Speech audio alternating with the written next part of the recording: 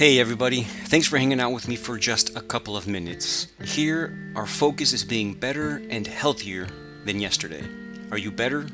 Are you healthier than you were yesterday? Here, we don't compare ourselves to him or to her, we compare ourselves to who we were yesterday. Self improvement has no end, health has no finish line. They are lifelong journeys where we take it one day at a time, and here we do it together. So let's do this. Before I get into the main content, if you want to get in contact with me, email and Instagram are the best ways to get in contact. Email me at benpagedc@gmail.com and on Instagram, benpagedc. And if you're listening to this, go to Instagram, tag me on the episode, and I'll tag you right back and we get to know each other. I love to get to know the community and I would love to get to know you. So let's get on to the main content.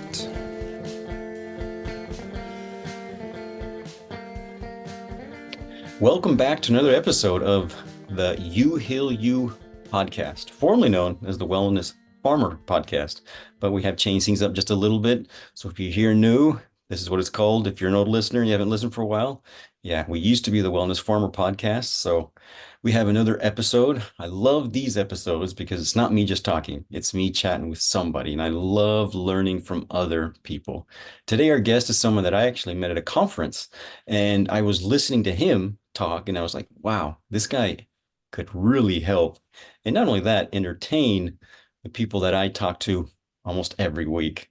His name is Eric Farewell, and we're gonna be talking back and forth about his healing journey, not only physically, but in many different aspects. And then we'll just learn from him as this conversation goes forward. But before we get into the main part of this conversation, of course, Eric, we always get to where we at, and it's a winding road.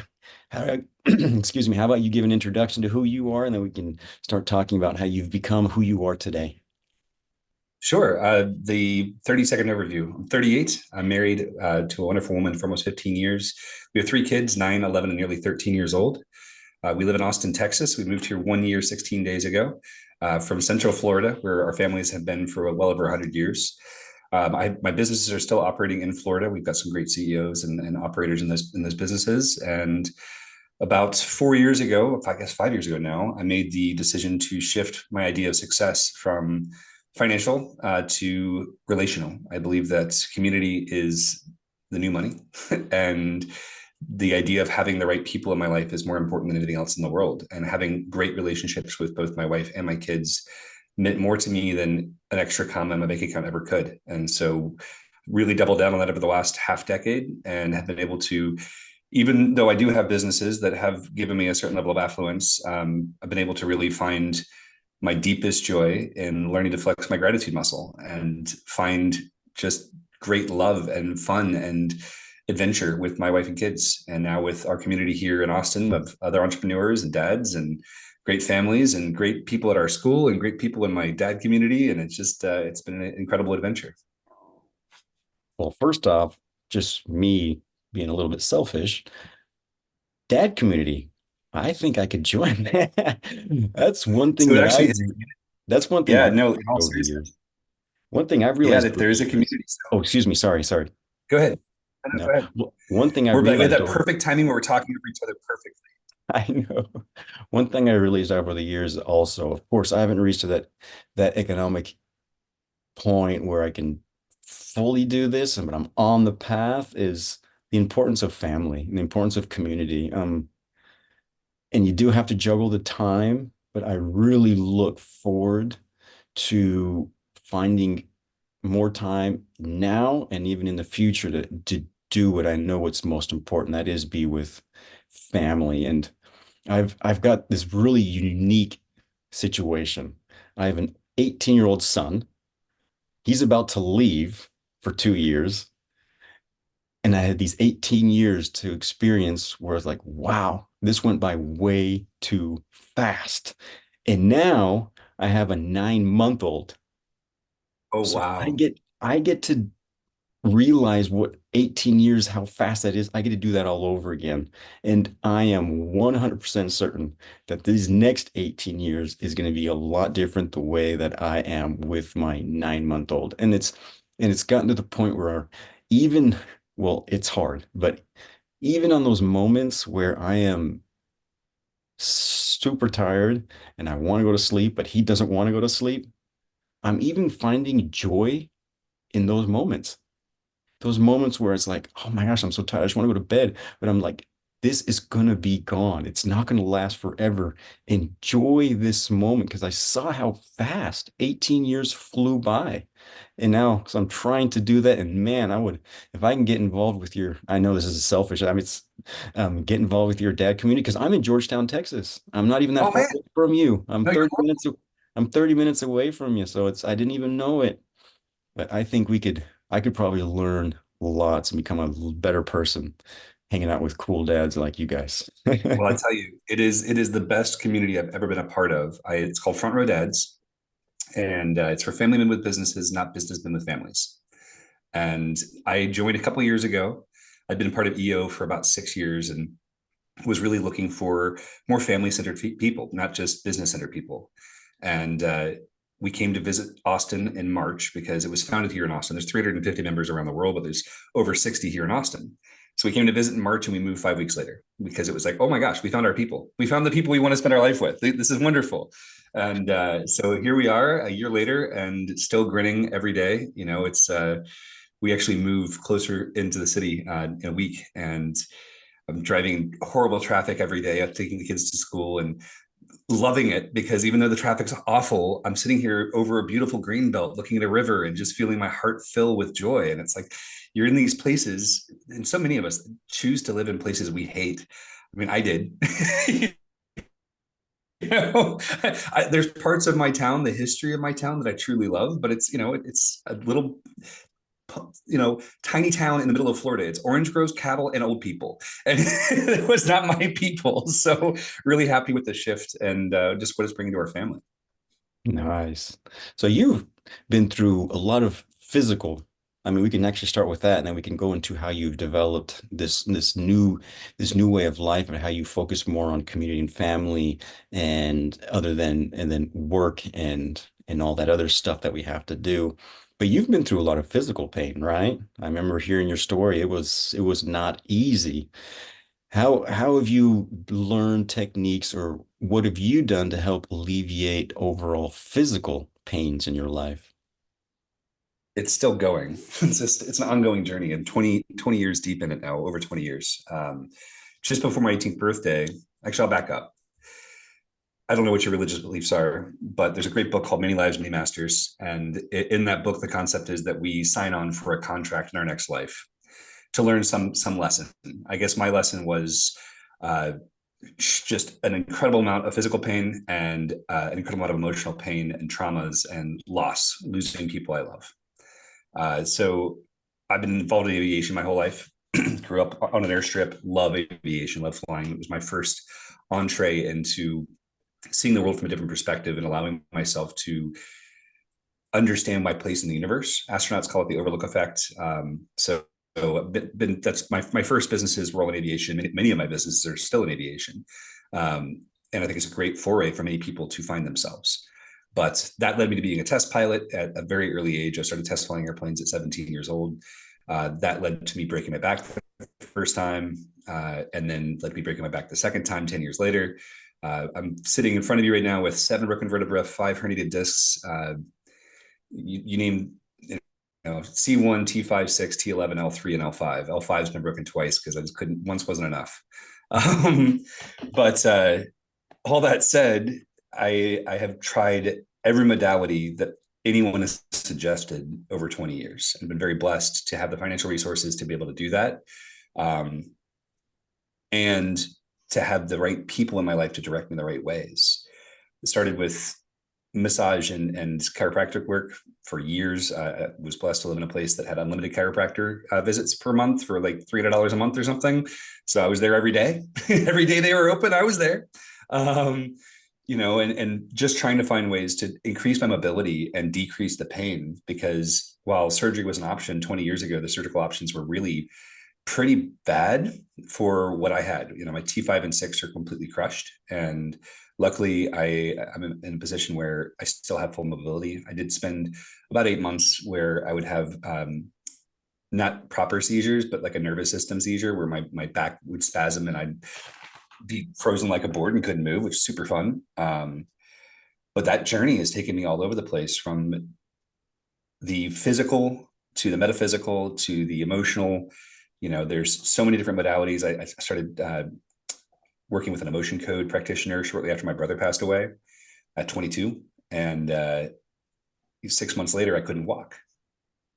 And of course, Michael Sarno's book, you've got healing back pain, all these different things. I witnessed my mother go through the same thing. She lost her father, she lost two babies, and she never grieved. And there I was, 25 years later, doing the exact same thing, not grieving my brother, and my body was not happy about it. And so Emotion Code was a great tool. Now NET, Rolfing has been the best thing that's ever happened to me in my life. And since you live here, you have to go see my Rolfer. She's been doing it since 1969. I love her. She's my little wizard. She's incredible. She and her daughter and her husband, he's a kinesiological chiropractor who I see frequently. Hmm. The reality is, I think that for many of us, if you live in pain, which I still do. I mean, I have tennis balls on my desk, right? They sit behind my back for half the day, and I sleep on tennis balls all night long. And I try to find ways to overcome and reduce. But for so many of us that live in pain, most of them, I think, choose to be the victim of that pain. They choose to say that this happened to them and not for them. And I'll freely admit there's times where I feel that way too. But I've been able to have a couple different paradigm shifts that have really been a blessing for me. One is I look at my wife. I witnessed her give birth to three incredible kids with no painkillers at our home. I watched her go through that pain, a pain that I wouldn't want to experience. I look at my kids, and I know that if any one of those people who I love in my life had to carry the pain that I carry, it might break them.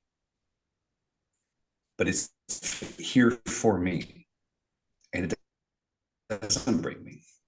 There are days where, yeah, I look like a puddle, and I as a pilot, I can't take the drugs that actually help, morphine, the things that would actually help me feel better. But I'm so grateful that it's me that gets to carry this pain and not someone I love. And maybe that's a weird way of looking at it, but I'm just really grateful. And I think that the other thing that I got to learn from this is everyone has their own pains. And the number of people who are like, oh, my back hurts. Oh, I shouldn't say that around you. Your back really hurts. I'm like, no, your pain is real. Like, your pain is very real, and it's there for you to notice something, to recognize something, and to heal something, to protect you from something. And it's just this journey with pain has been such an interesting one, because it's not just pain, it's pain and loss. And it's not just pain and loss. There's always other elements of something I'm meant to learn from, meant to slow me down, meant to shift my direction. And yeah, I'm grateful for it. I wouldn't choose it, but I wouldn't turn it down either. Sorry for the monologue.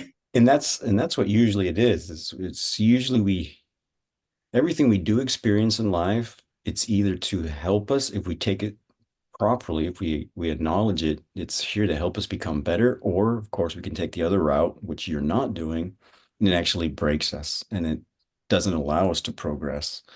But everything that does happen to us in life, yeah, I do believe that it is to make us a better person. And sometimes it's decades in the making, like you're experiencing pain for decades. And at the same time, it's helped you become who you are, and it'll only make you a better person as you continue to thrive, to be grateful for what you do have, even though it's something that you do not enjoy every day. But No, certainly not the best part of my day. I've definitely experienced, I mean, I don't have chronic, but I've definitely experienced emotional trauma that if it wasn't for that, I wouldn't be who I am today.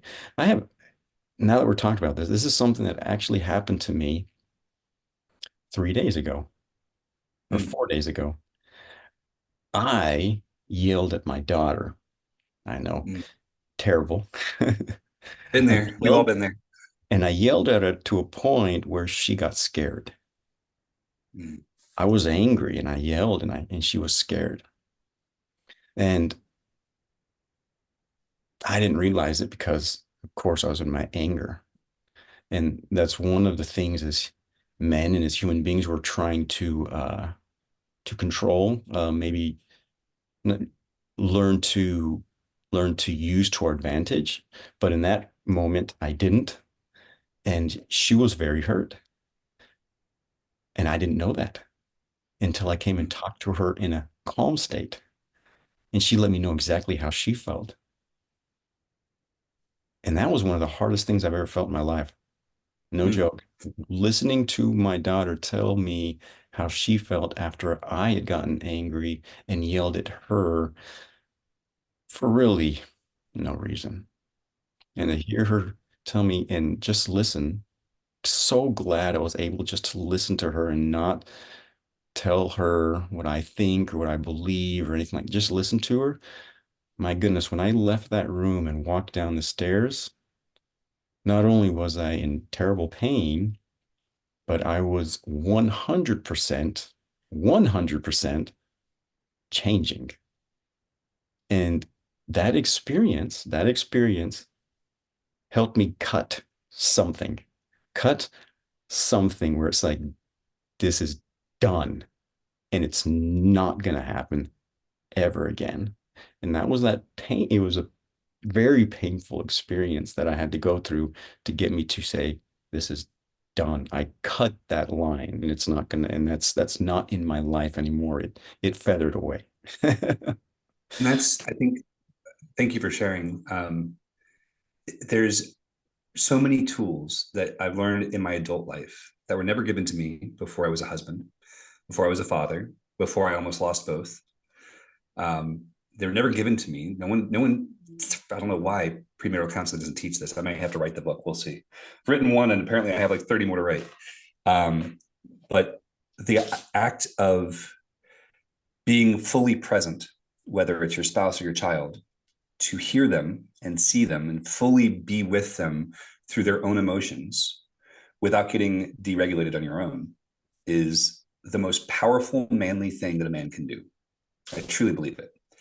If if you want to radically shift everything about how your marriage works, how your relationship with your kids work, how your relationship with your businesses work, showing up in full presence without the ability to be triggered and not trying to solve it is the most incredible gift. And it's something that I've learned over the last 5 years. And I tell you, it has radically changed my life in every area. And I mean, that's been the primary focus of my life the last 5 years is me working on me, fixing the hard edges, learning that anger is not the only emotion that I can possess, which as men, most of us, that's the primary thing that our spouses might see or our kids might see is anger. And the reality is we have so much more range, but we've never been trained. We were held down and kind of told not to have feelings because feelings make. And I think that anger is a beautiful emotion and it can be an incredibly empowering one to protect your family, to protect yourself. But so often, because we don't have a good relationship with anger, it's our nature to lash out bigger than we should and then feel so much shame that we've hurt someone. And I've been right where you are, man. When my little girl, my daughter is 9, and there was a moment about a year ago where exhausted dad in massive pain, just moved to Texas, moved into a house, realized it's not going to work, have to move to another house, shopping. We looked at 38 houses in 10 days, got to move out in 20, right? And I remember I snapped. And I snapped in such a way that I watched her body recoil. I watched her fear. And I never want to be someone my daughter is ever afraid of. Like that crushed my soul. So I feel you. That's exactly how I felt. I was crushed. It's like my daughter afraid of her dad. Right. That is not right. Yeah. And something changed in me as I walked down the stairs after listening to that. Oh man, it was, and it's funny. It's not the first. It will be the last. I can promise you that, but it wasn't the first. And I've never experienced that before in my life. Mm. Because I've in anger, I've yelled at other people I truly do love with my whole heart through anger, but I've never felt what I did walking down those stairs after I just listened to my daughter. Incredible. Yeah.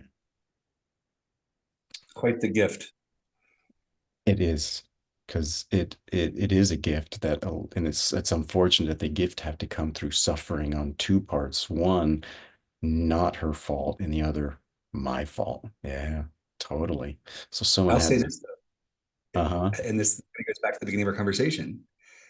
Is it not the case that so often there is a gift at the end of suffering?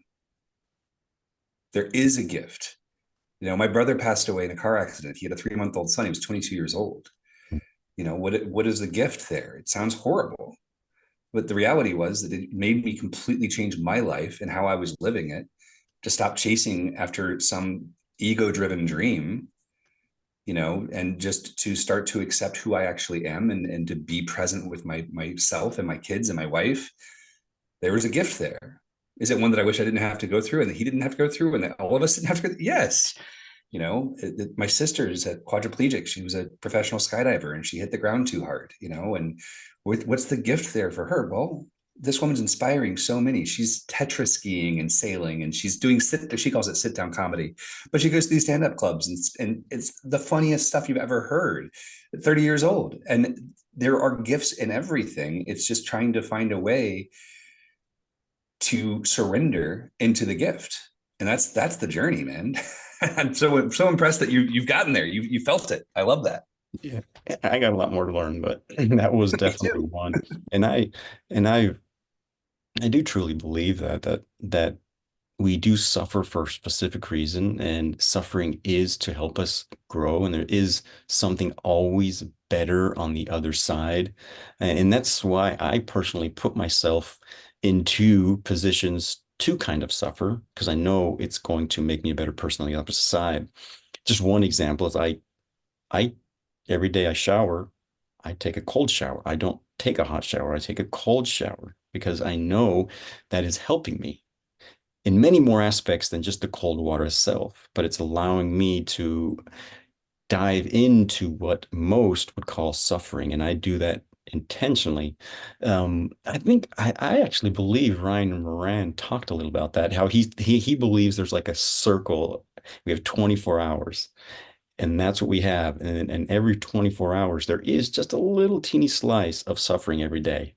And we can either choose this kind of suffering we're going to go through, or life will choose the suffering for us. So if we can actually make the decision like, hey, I'm going to do this, then we go through it ourselves and we decide how we're going to suffer, and not life. Again, life will give us our challenges, but a lot of the stuff that if we decide to do it, then life doesn't have to throw it at us. But I do believe suffering is for our good. It does help us in the long run if we take it in the right way. And I would shift that slightly, because I think that yes, there is suffering in life, and yes, we can choose it. That's the choice of discipline, right? And the choice of discipline, like what Ryan was sharing and what you're sharing with the cold shower, which, by the way, you're more of a man than I am.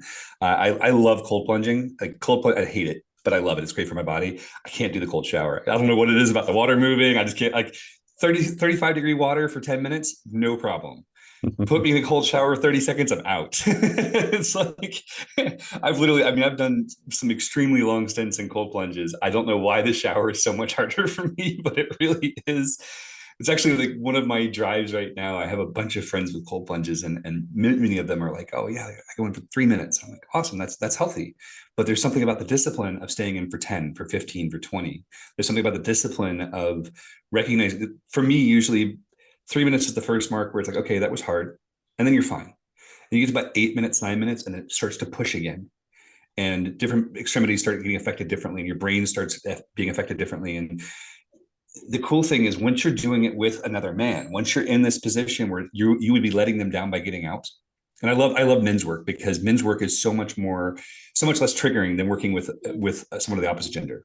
Like I'm learning to dance with my wife right now. We're learning Zouk, and which is Brazilian. I call it Brazilian standing sex, because it's a very sultry dance. And I'm not a dancer, right? But I find that when I'm training with our instructor who's female, I can learn. But when I train with our instructor who's male, all of my guards drop. all of the challenges, all of the natural things that would like have that tension just fall away. And I can follow him, or I can lead him, and I can be in this position to learn the steps so much more quickly because I've done so much men's work.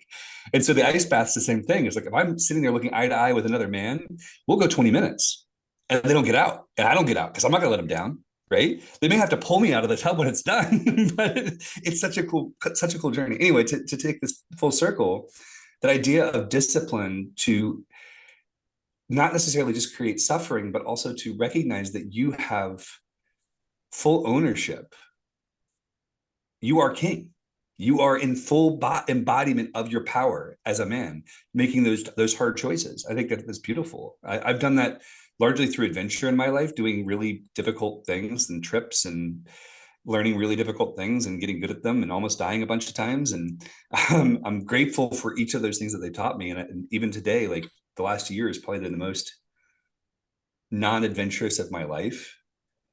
And I miss it. And I need it in my life. I need that hard edge to be who I'm supposed to be. And I think most men are like that too. I need it too. And when I don't have it, I'm not who I am naturally.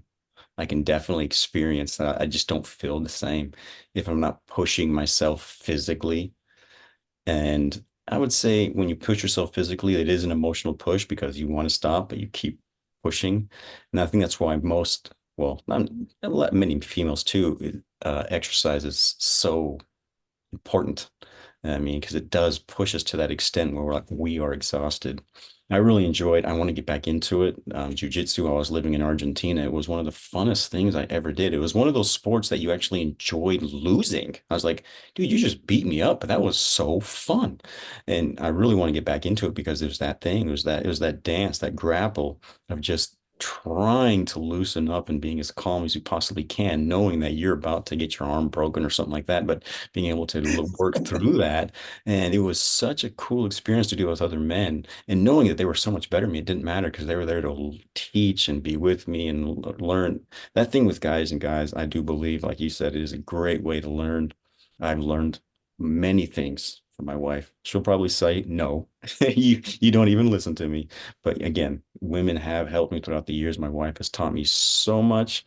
Again, my mom, my grandma, I wish she was still here to teach me. She's not, but she was a very important in my life too. So there are very important women in my life, but men teaching men, I don't think I've seen it. And it's because I think men, we really like discipline. And I think that's where we lack a lot. And so the more disciplined we become around other men, the better we feel. Because discipline, for me, discipline trumps everything. I mean, if you can discipline your emotions and discipline your laziness and discipline everything that wants you to just not progress, if you can become disciplined, life, you become free. And discipline, well, I love how Jocko Willink says it, discipline equals freedom. And if we can keep ourselves disciplined throughout life, we can achieve that freedom that we're truly looking forward to. Absolutely. Freedom is everything. Like And oh yeah, freedom that we each have inherently, that if you look at prior generations, didn't exist. And one of my clients, she has a beauty brand business, and it's smaller than most businesses I would work with, but she told me her vision. She told me her mission, her why. She said, I want to give women the freedom of choice. And I said, why? She said, well, my grandparents were the king and queen of Poland until Adolf came, and all their choices were removed. And they had to leave the country, and basically their life fell apart.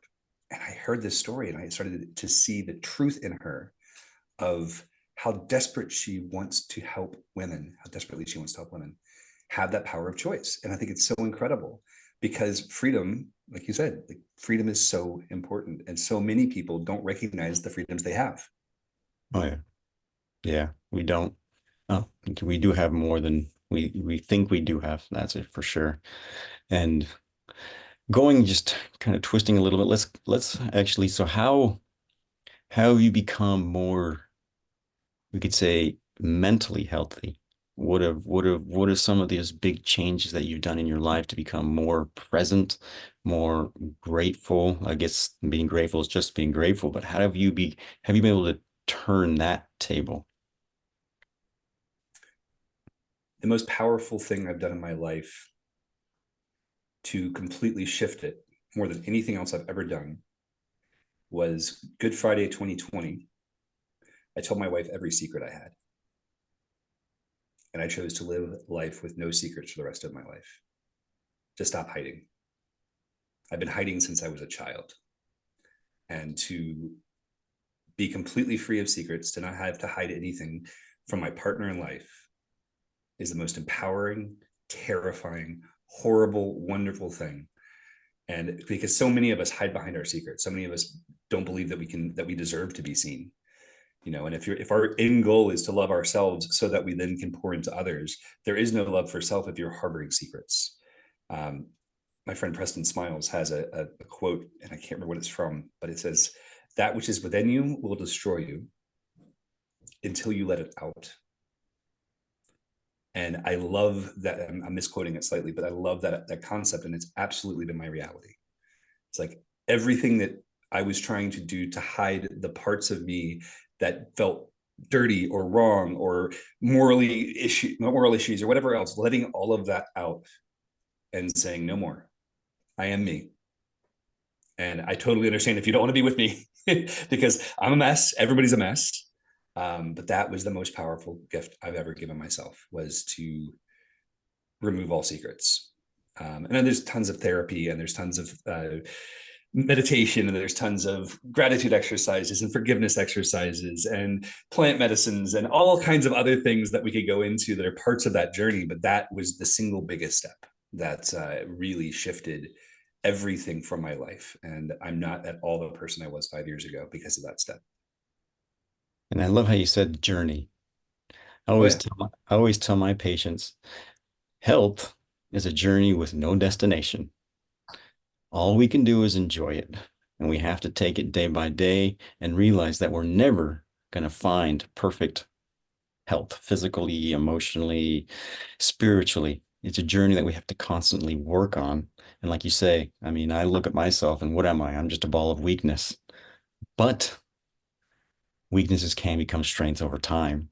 So if we continue to work and work and work, and most importantly, enjoy this journey that we have, because there's no destination, we will eventually get to a point where we feel great. And we can continue to maintain that through what we know is correct and what we've learned throughout all these many years of ups and downs and falls and hitting rocks and taking a left and then right and then coming back to the path. But it is a journey, and I do think there are big steps that we do take every once in a while, like you did, just letting it all out. That's a huge step forward. When I look at what just happened to me a couple of days ago, I think I didn't take a step. I leaped. I took I put my feet in the ground and I jumped and I made a huge step forward because I felt it. I felt a huge change, and it was just like, wow. Now it's a journey. So we make sure we maintain discipline and we learn to become as disciplined as possible, like we were talking about before, so we can maintain these leaps that we've taken in life. Indeed, I love that, man. It's what a journey we've been given. It's a gift, and that's the joy of once you realize how much gratitude you can have for every day, for every breath, for every moment. And I've said for many years now, I'm 38, and I never thought I'd see 30. So I'm living in bonus time at 38. No matter how my day is, no matter how bad my cold is, or whatever else is happening, or the traffic, there's still opportunities to flex the gratitude muscle and to recognize the good in all the things. And I've had plenty of horrible things, but I can also find reasons for gratitude within them. Oh yeah, 100%. Well, I just love chatting with people, learning about who they are, their journeys, because again, it's a journey that we're on. I'm so glad that you're able to come on and just share some of your thoughts, the ways that you've learned over the years to become your best self, of course, continuously progressing over it.